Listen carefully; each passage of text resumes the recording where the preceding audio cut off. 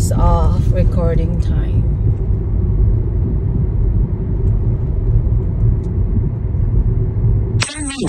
Then the destination is on your right. So they're not gonna accuse me again of abandoning my dogs.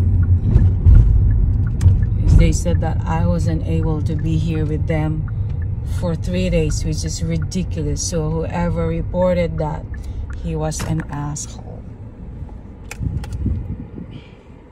So The destination is on your right. actually it is Chris. That's actually here right now. Okay.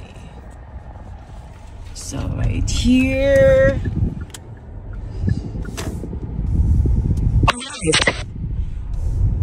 Alright. Okay. So at least they're not gonna say that I didn't arrive and take care of my dogs. Because I'm right here right now. That's my car. My other car.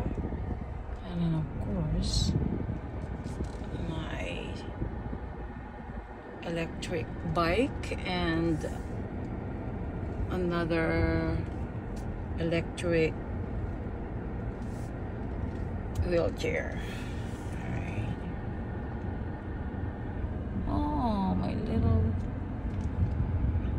two little cute dogs. They're my babies. Oh. Huh. Oh, so cute. Oh, they miss me. Ayun. Kinat ko yung hair ni Blessings. Kasi sobrang ang haba-haba natin, hindi siya makakita. Kaya tinanggal ko lahat yung mga buhok. Pero hindi naman sinagad. Meron pa rin. Oh my goodness. Kala nila pinabayaan ko na sila. Which is not true. Ba't ko naman sila papabayaan ng mga babies ko to, no? Diyos ko, mamamatay muna ako bago sila. Oh, diba? Ayun na si Blessing, oh. Oh, yun. At least nakakakita na kasi. Kahapon sobrang mahaba na yung buhok. Hindi na siya nakakakita kasi natakpan na yung mukha niya ng kanyang mahabang buhok. Ayun, kaya tinanggalan ko na siya ng mga hair. Ayun. That's my Blessings. Alright, it's 9:18. Dala-dala ko na yung mga aso ko. Isasama ko na sila sa aking condo para at least wala nang problema doon sa RV park. Kasi nagagalit na sila na lagi ko na lang daw silang iniiwan. So, I don't have any choice but to bring them along with me now. Alright, it's 9:28. Andito na sila. Welcome!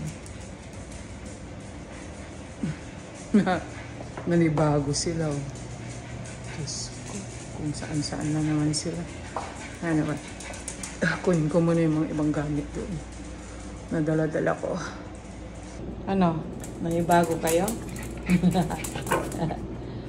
Nanibago? Oh, ano? Nanibago kayo? Ha? Baby? Ah, babies? Nandito na kayo. Masaya na kayo ngayon.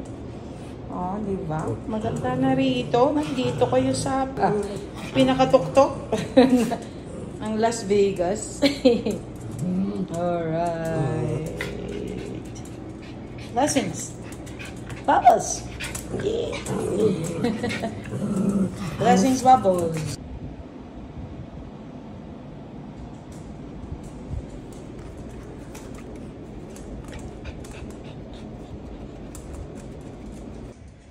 Ayan. So, in order for them not to discriminate my dogs, I had to actually register them as ESA, you know, emotional support animals. Ayun, yun ang ibig sabihin ng ESA, okay? Emotional support animals. So, I had to register them, and I just actually spent they spent almost $500 just to register them both, so I can just take them anywhere, you know, especially here. since you know I always come here and I can always bring them along with me here. So ayun, para kahit saan ako pupunta, wherever I go, whenever I go, and then at least I can always bring them along with me as my emotional support animals. Ayun.